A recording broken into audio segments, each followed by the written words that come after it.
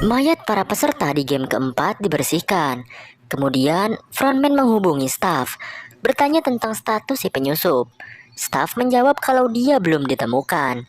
Frontman berkata agar mereka segera menemukannya, karena VIP akan segera tiba. Dan sekarang, episode 7 dari Squid Games dimulai. 반드시 찾아내. Peserta yang selamat memasuki asrama saat masuk. Mereka semua dikejutkan oleh kehadiran sosok yang tidak terduga. Rupanya, Ryung selamat karena dijadikan anak bawang. Dia hanya disuruh diam di asrama selama permainan keempat berlangsung. 닥스 씨, 어떻게? 왜? 깍두기래. 그러더니 꼭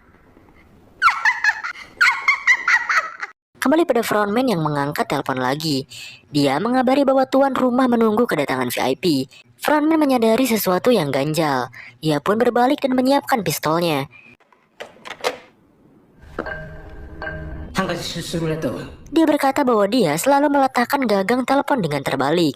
Namun, saat mengangkat telepon barusan, gagangnya berada di posisi yang benar. Frontman langsung mencari dari pintu ke pintu.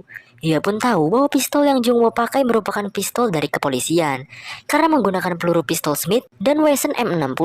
궁금한 게 많은 것 같은데. 데려만 나가. Namun setelah beberapa kali mencari, ia tidak dapat menemukan Jungwoo. Saat sedang menyisir berangkas, tiba-tiba frontman diberi kabar bahwa ditemukan mayat di pantai utara pulau, dan pencariannya pun berhenti. 시체가 발견됐습니다. 어디야? Kembali ke asrama, saat ini para pemain sedang memakan kentang. Di situ Giun merenung soal kematian si kakek beserta rekan-rekannya yang lain. 만난 노인이었을 뿐이잖아. Mayat ditemukan. Itu adalah nomor 29. Di pakaiannya terdapat identitas polisi milik Jungwoo. Frontman melihatnya, kemudian memerintahkan staf untuk membakar mayat tersebut. VIP들이 도착했습니다. 시체 소각해. Pria yang kehilangan istrinya di permainan keempat mengajak pemain lain untuk menyerah. Namun, tak ada yang merespon. 정말 이 미친 짓을 계속하겠. 여기서 나가면. Sangwoo turun kemudian menceramahi pria tersebut. Berkata bahwa mereka tidak bisa berhenti begitu saja setelah banyak korban yang jatuh. 당신이 부인 대신 죽었어야지. 나가서 다시 밑바닥에서 자신 있어?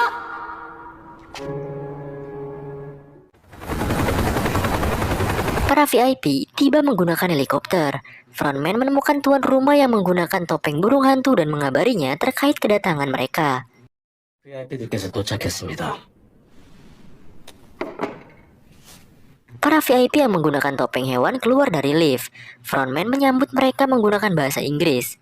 Rupanya, Greetings.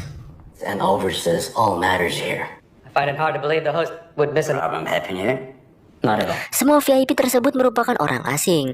Para VIP bertanya kenapa bukan tuan rumah yang menyambut mereka. Frontman bilang bahwa tuan rumah sedang ada urusan pribadi. Game akan dimulai sesuai jadwal dan dia meyakinkan bahwa para VIP tak akan kecewa. Salah satu VIP bilang kalau dia tak masalah, namun dia mengaku sebagai orang yang sulit terhibur.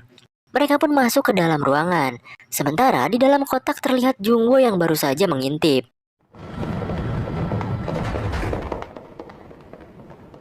Kembali ke asrama, si bapak religius komat kamit berdoa, memecah keheningan malam dan membuat para peserta lain terjaga.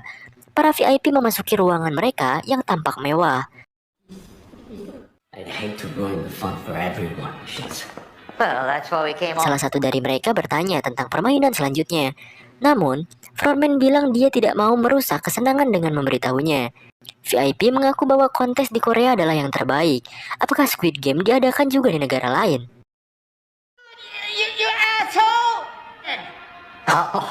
Teriakan VIP gendut mengalihkan perhatian yang lainnya. Ternyata dia bertaruh $1 juta pada nomor 69 alias si bapak yang kehilangan istrinya.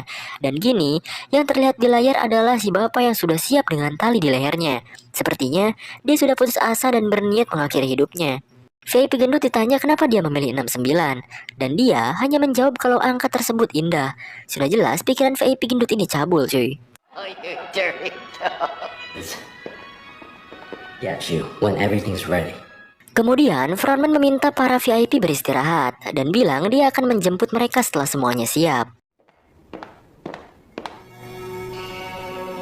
Setelah menculik pelayan dan mengganti kostum, Jungwoo menyalakan kamera HP, menekan tombol rekam video, kemudian menyembunyikan HP-nya di lengan pakaiannya.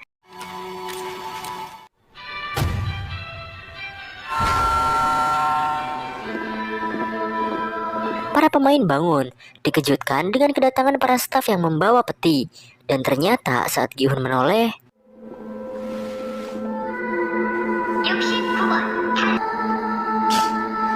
uang hadiah pun ditambahkan, dan mulainya permainan kelima diumumkan. Adegan beralih pada para VIP yang bersantai di ruangan mereka, mengobrol tentang taruhan.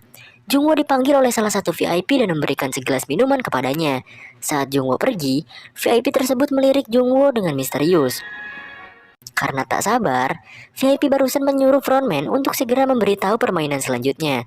Frontman mengenalkan permainan selanjutnya, lalu menunjukkan sesuatu. Para pemain kemudian memasuki sebuah ruangan putih dengan manekin yang dipasangi rompi bernomor yang berjejer di dalamnya. Para pemain dipersilakan untuk memilih nomor mereka masing-masing dari 1 sampai 16. VIP yang menonton di balik layar mulai menganalisa. Kemudian VIP gendut berkata bahwa sekarang dia bertaruh untuk nomor 96, yang merupakan kebalikan dari 69. Mereka tertawa, sementara Jungwoo merekam semuanya. Pemain mulai memilih. Setelah dua orang pertama beres, pemain lain seperti si Jabrik dan Ryung berlari menuju manekin yang berada di tengah,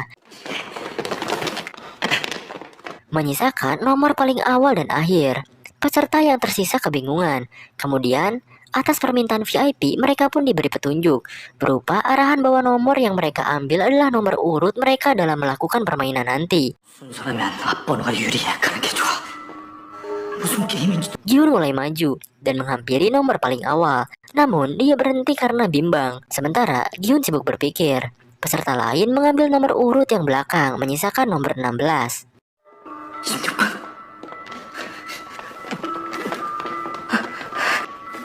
Karena Gi-hun kelamaan mikir, pemain lain langsung maju dan mengambil nomor urut depan, menyisakan nomor 1.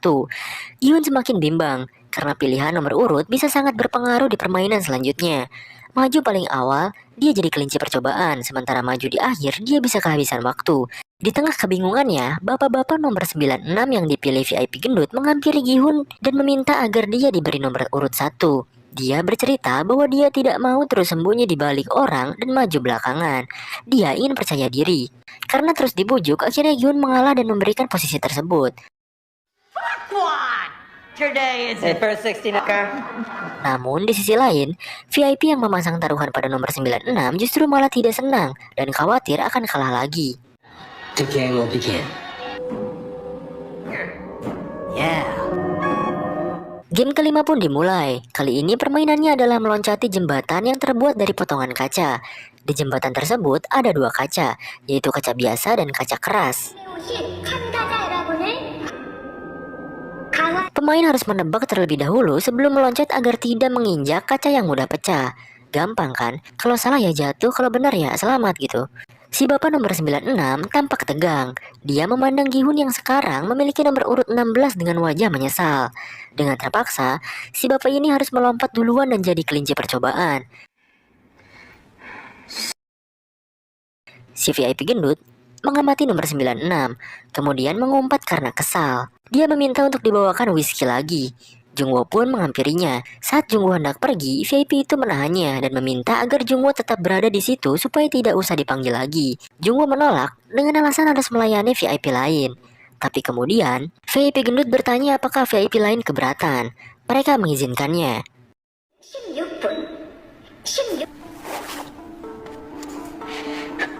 Pengumuman menyampaikan bahwa waktu mereka untuk melompat hanyalah 16 menit. Permainan pun dimulai. Bapak 96 melepas sepatunya lalu bersiap untuk melompat. Namun selama lebih dari 1 menit, dia hanya diam dan menebak-nebak kaca mana yang harus dia pijak. Pemain di belakang kesal dan menyuruhnya cepat-cepat. Bahkan si Jabrik mengancam akan mendorongnya kalau dia tidak melompat. Setelah dipaksa, akhirnya Bapak 96 melompat ke kiri. Dan beruntung kaca tersebut tidak pecah. Pemain di belakang menyemangatinya agar memilih kaca yang tepat. Kemudian dengan yakin, dia pun melompat ke depan. Dan akhirnya si bapak pun mati. Sayang sekali. Adegan beralih kepada para VIP. Menyayangkan kematian 96. Namun saat salah satu VIP menoleh ke VIP gendut, dia malah sedang asyik membelai Jungwoo. Seperti ragil kepada suaminya. What pretty. Lanjut ke permainan, sekarang giliran ibu-ibu nomor urut 2. Dia terlihat ragu, namun setelah menebak-nebak, dia pun melompat ke kiri. Mari kita lihat, apakah si ibu akan selamat?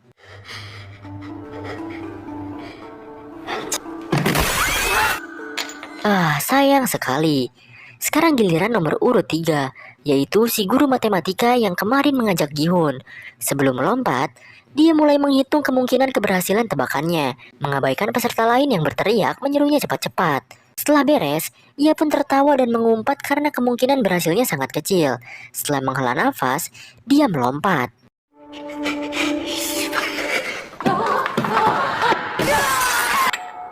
Sekali lagi patut disayangkan, setelah dihitung pun keberuntungan tidak memihak dirinya. Permainan dilanjutkan. Kali ini peserta di belakang mulai melompat ke depan. Pria nomor urut 4 kebingungan karena dia lupa kaca mana yang si guru injak. Dia bertanya pada peserta lain, namun mereka juga kurang tahu karena dia melompat dengan cepat. 다음에 어느 쪽 밟았는지 기억나요? 왼쪽 가긴 해. 맞어. 아니야. 거기서 억울해. Ibu di belakangnya bilang kalau si guru melompat ke kiri, namun disangkal oleh peserta lain. Setelah merasa yakin, akhirnya dia pun melompat ke kiri. 저기였네. Kembali ke Jungwoo dan VIP gendut yang sedang bermesraan. Kali ini Jungwoo diminta untuk membuka topengnya. Alah sia boy. Peserta lain lanjut melompat. Sekarang yang tersisa adalah 10 pijakan dan 11 orang peserta. Gi-hun berkata kalau 10 orang di depan memilih dengan tepat, maka mereka bisa selamat. Namun Jungwoo menyangkal, berkata kalau mereka yang di belakang bisa terancam kalau yang di depan takut dan mengulur waktu. Dan kini, waktu yang tersisa hanyalah 10 menit. Kini giliran si bapak religius yang di depan. Namun bukannya melompat, dia malah berlutut dan berdoa. 하늘에서 우리 아버지. 하늘에서 찾았습니다. Tentu saja, yang di belakang protes dan emosi. Tapi si bapak malah terus berdoa dan bilang bahwa mereka semua akan berakhir di neraka.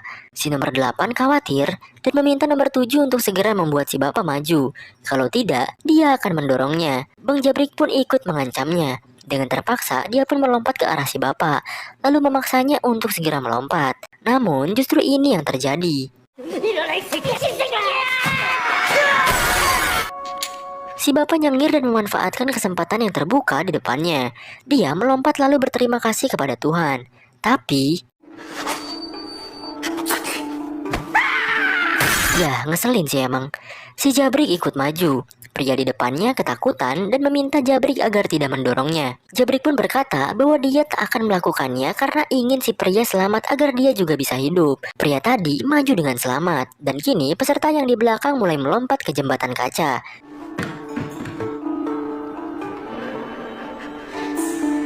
Gi-hun sempat bingung lompat lewat mana. Tapi kemudian Sebek memberitahunya dan meminta Gi-hun untuk tetap fokus. Gi-hun berterima kasih. Mereka pun lanjut ke depan. Balik ke pria tadi, dia berkata kalau dia tahu mana kaca yang keras. Warnanya berbeda. Dengan yakin dia pun melompat. Ternyata dia hanya sok tahu. Sekarang giliran Bang Jabrik yang memimpin. Dia membisu sejenak. Kemudian berbalik dan berteriak. Jungwoo masih menolak permintaan VIP gendut, berkata kalau dia bisa dibunuh kalau menunjukkan wajahnya. VIP tertawa dan balik mengancam kalau dia akan membunuh Jungwoo sebelum dia pergi. Pada akhirnya, Jungwoo menyerah, menggenggam tangan si gendut dan mengajaknya untuk pergi ke tempat tertutup agar bisa berduaan. VIP gendut setuju, lalu bersiap untuk pergi. VIP yang lain bertanya kenapa dia pergi di saat yang paling menyenangkan. Tapi si gendut berkata kalau dia akan menikmati kesenangan lain. Kembali dalam permainan, pria berkumis protes pada si Jabrik. Namun si Jabrik tidak menghiraukan dan menyuruh si kumis maju duluan. Si kumis kesal, mengancam akan mendorong si Jabrik. namun niatnya ciut saat si Jabrik kembali berteriak. Waktu tersisa 5 menit, dan sekarang mari kita mengintip adegan panas di dalam kamar. VIP gendut membuka topeng Jungwoo kemudian memuji wajahnya, berkata bahwa wajah tersebut tidak cocok disembunyikan di balik topeng. VIP gendut membuka pakaiannya, menunjukkan lekuk tubuhnya yang bulat dan seksi. VIP gendut berkata kalau Jungwoo bisa memuaskannya dalam 5 menit, maka dia akan mengubah hidupnya. Kepala Jungwoo dipegang, mengarahkan Jungwoo untuk segera menghisap anunya, dan kemudian Jungwoo menodongkan pistolnya. Si gendut berlutut ketakutan. Jungwoo pun berkata kalau dia bisa memuaskannya dalam 5 menit, maka dia akan membiarkannya hidup. VIP gendut mengangguk. Jungwoo mulai merekam dan memintanya untuk memberitahu segala hal tentang permainan ini. Kembali ke permainan, si kumis yang sudah emosi berteriak menyuruh si Jabrik untuk maju. Namun kemudian Ryung datang. Kemudian mengejek si Jabrik untuk kesekian kalinya, menyebutnya pengecut dan memalukan.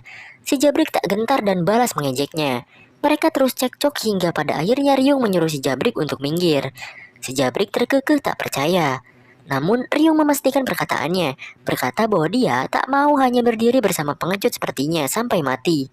Si Jabrik tertawa, kemudian mempersilahkannya. Ryung melompat, namun sesaat kemudian ia malah berbalik dan mencengkram si Jabrik. Si Jabrik berteriak menyuruh Ryung melepaskannya, tapi Ryung tetap tak bergeming. Pada akhirnya, si Jabrik mengalah dan memohon pada Ryung untuk melepaskannya. Ryung masih menolak, kemudian mengejek si Jabrik berkata kalau titiknya kecil. Si Jabrik teriak memberontak, namun kemudian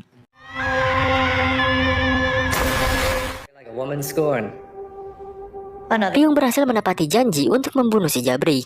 Kini beralih pada frontman. Dia mulai curiga dan mulai meminta staf untuk memeriksa ruangan VIP. Lagi-lagi seseorang jatuh, menyisakan 4 orang. Bapak Gondrong, Sangwoo, Saebyok, dan Gi-hun. Waktu tersisa 3 menit. Sangwoo menyuruh pria di depannya untuk bergegas. Namun pria tersebut berkata kalau dia tahu cara membedakan kaca karena dia pernah bekerja di pabrik kaca selama 30 tahun. Gi-hun angkat bicara, bertanya mengapa si bapak baru bicara sekarang.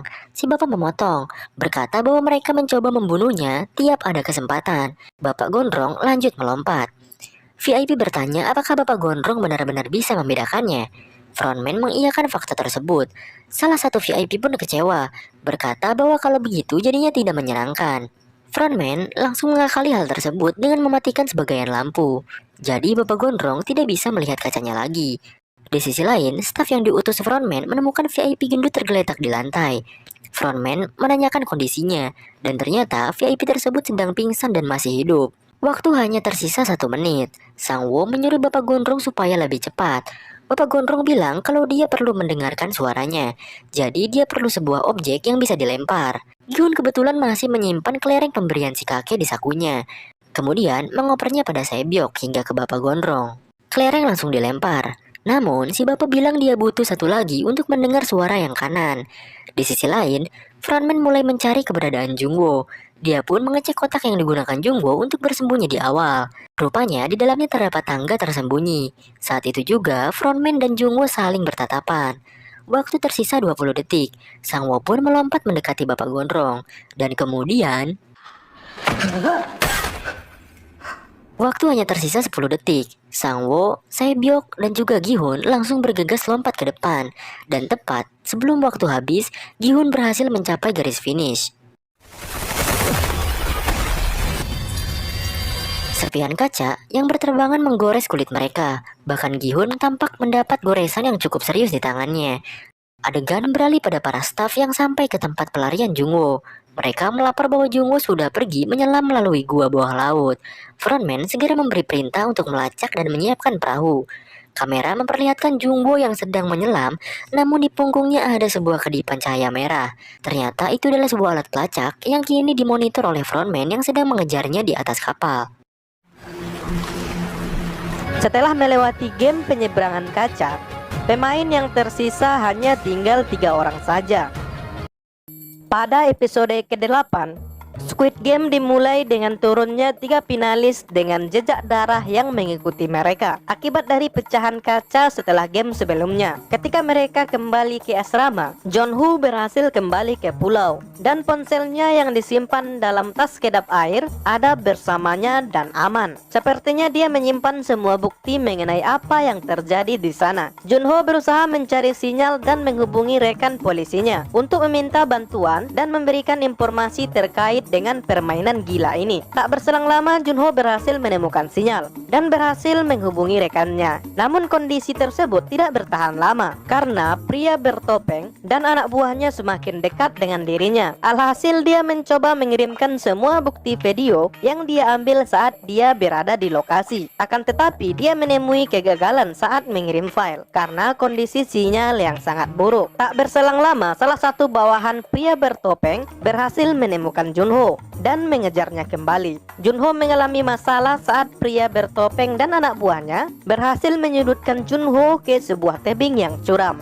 Di sini Jong-ho berusaha melawan, namun peluru yang dia miliki hanya tersisa 1 peluru saja. Di tempat lain, Sang-woo dan Gi-hun bertengkar karena game sebelumnya Gi-hun merasa tidak terima jika nomor 13 mati karena didorong oleh Sang-woo pada permainan sebelumnya. Suasana di sekitar menjadi menegangkan. 때문이야. 아무리 이유를 갖다 넌 그냥 죄 없는 사람. 어차피 우리가 저 돈 가지고 나 똥인지 된장인지 꼭 참. 내가 이렇게 된 건 다 내 탓이야. Lalu ada penjaga yang masuk ke ruangan. Lalu penjaga tersebut memberi hadiah khusus untuk 3 finalis, yaitu berupa pakaian dan makanan mewah yang mungkin saja bisa diartikan sebagai perjamuan terakhir untuk mereka. Adegan setelahnya diperlihatkan Sabeok mengganti pakaian dengan setelan suite mewah untuk makan malam. Dan di situ diperlihatkan luka yang cukup serius di pinggang kirinya karena tertancap kaca saat permainan sebelumnya. Dia terlihat sangat menahan sakit dan membuatnya agak lemas karena banyak kehilangan darah. Meja untuk makan malam sudah disiapkan oleh penjaga.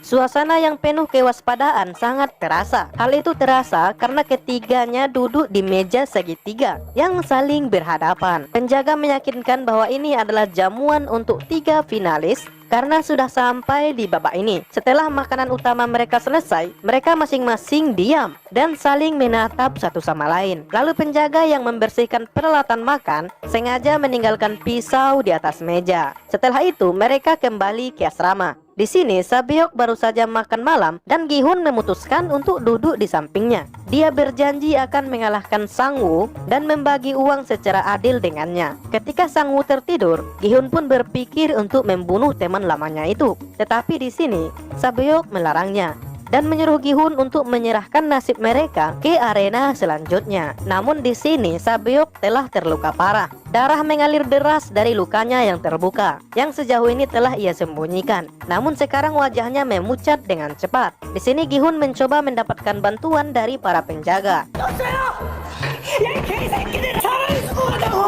Namun ternyata di saat Gi-hun meminta pertolongan dan meninggalkan Sabeok, Sang-woo memanfaatkan kesempatan ini dan menusuk leher Sabeok hingga ia pun dinyatakan meninggal dunia. Sang penjaga akhirnya tiba. Di sini Gi-hun mengira para penjaga akan menolong gadis itu. Akan tetapi mereka datang dengan peti mati untuk membawa mayat Sabeok pergi untuk dikremasi. Setelah kejadian itu, Gi-hun melihat Sang-woo sudah berdiri di sebelah gadis itu dengan memegang sebuah pisau yang berlumuran darah. Ternyata gadis itu sudah dibunuh oleh Sang-woo. Alhasil, Gi-hun berlari dan menangisi kematian Sabeok dengan bercucuran air mata yang tidak bisa ia tahan.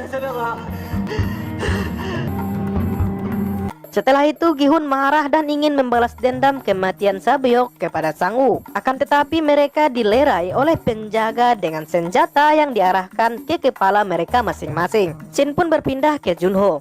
Di sini bos bertopeng menyuruh Jong-ho untuk menyerah dan ikut bersama mereka. Namun Jong-ho menolak dan menembakkan peluru terakhirnya ke arah bos bertopeng dan mengenai bahunya. Bukannya membalas, bos bertopeng malah membuka topengnya dan menunjukkan identitas aslinya kepada Jong-ho. Di sini Jong-ho melihat identitas sebenarnya bos bertopeng, yang ternyata ia adalah kakak Jong-ho yang selama ini ia cari. Sungguh pemandangan yang sangat ironis ya sob. Setelah itu kakak Junho dengan berlinangan air mata terpaksa menembak Junho karena telah mengetahui identitas dirinya.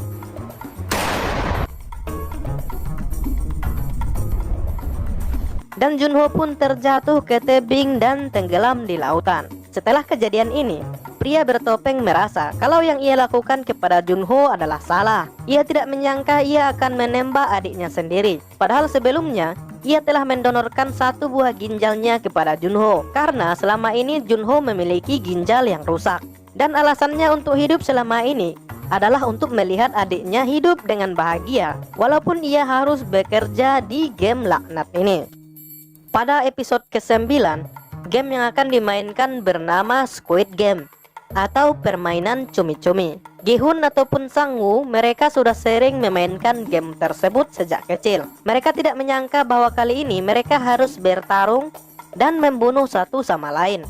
Dan game pun dimulai.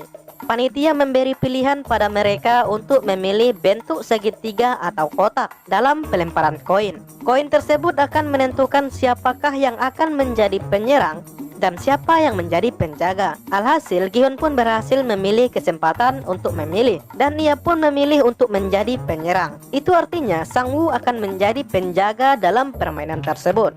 Tantangan pertama, Gi-hun sebagai penyerang harus berhasil masuk ke dalam gambar. Mereka masing-masing memegang sebuah pisau saat akan masuk ke dalam. Gi-hun sudah menyiapkan pasir di genggamannya dan melemparkannya kepada Sang-woo. Gi-hun pun berhasil untuk masuk dengan bermodalkan pisau. Pertarungan di antara mereka pun terjadi.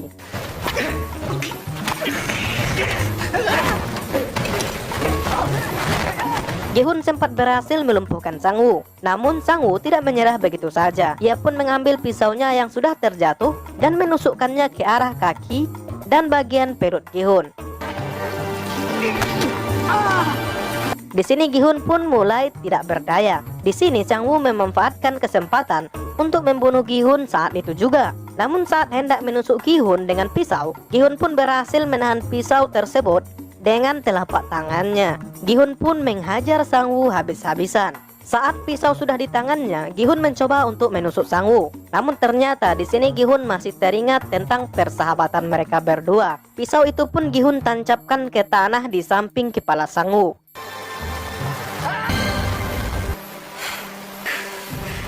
Gi-hun pun berjalan menuju ke sebuah lingkaran dari gambar cumi-cumi itu. Dan tentunya ia akan memenangkan permainan ini. Namun di sini lagi-lagi Gi-hun ragu. Ia pun meminta kepada staf permainan untuk menghentikan permainan. Karena sesuai dengan perjanjian pada pasal 3 permainan ini, permainan akan bisa dihentikan jika mayoritas pemain sepakat untuk mundur. Namun sayangnya saat Gi-hun meminta Sang-woo untuk bangun dan menghentikan game tersebut, Sang-woo yang merasa bersalah akhirnya memutuskan untuk menyerah. Ia pun menusuk lehernya sendiri dengan pisau hingga ia tewas seketika. Gi-hun semakin tak kuasa menahan air matanya.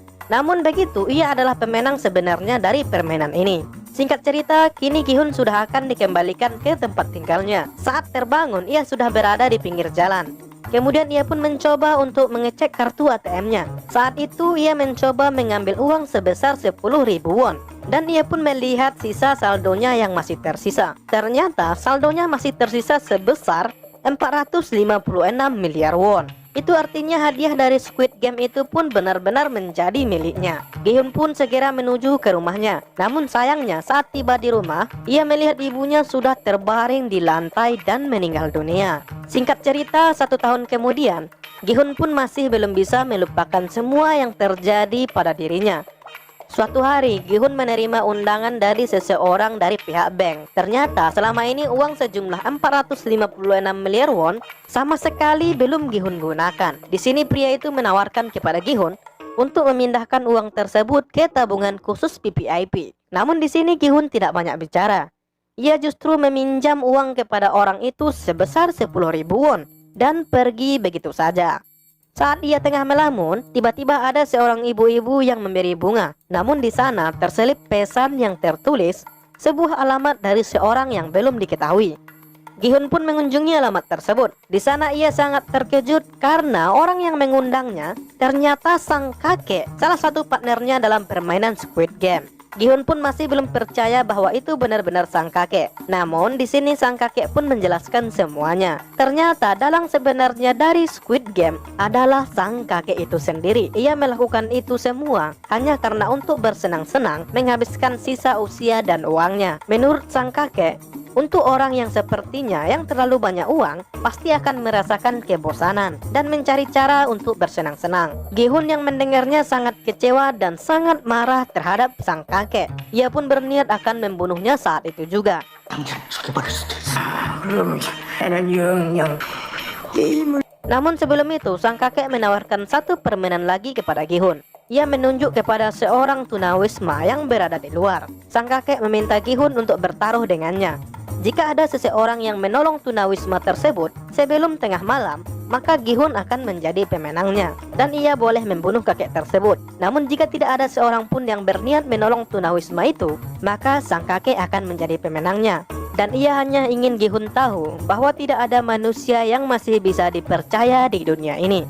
Sampai akhirnya tepat tengah malam, akhirnya ada polisi yang membantu tunawisma tersebut dan Gi-hun pun berhasil menang dalam taruhan bersama kakek. Namun saat itu juga sang kakek pun akhirnya sekarat dan meninggal dunia.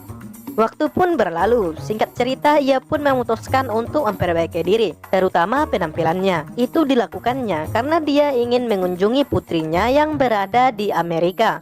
Sebelum ia pergi ke Amerika, ia pun mengunjungi seorang anak laki-laki. Anak itu adalah adik dari Sabeok. Sebelum meninggal, Sabeok ingin Gi-hun berjanji untuk menjaga adiknya. Gi-hun pun membawa anak itu kepada ibu Sang-woo.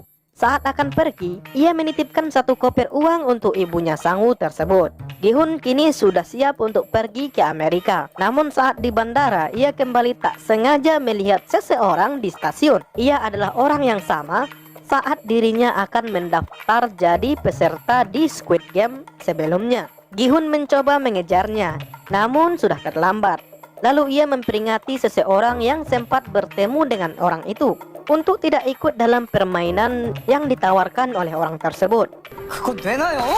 안돼 따로 Dan Gi-hun pun mengambil kartu nama yang diberikan orang itu. Namun siapa sangka saat akan memasuki pesawat, Gi-hun memutuskan untuk menghubungi kartu nama tersebut. Di sini kita bisa menyimpulkan bahwa Gi-hun sepertinya akan kembali bergabung dalam Squid Game berikutnya. Namun kini ia memiliki tujuan untuk menghancurkan permainan yang sadis tersebut.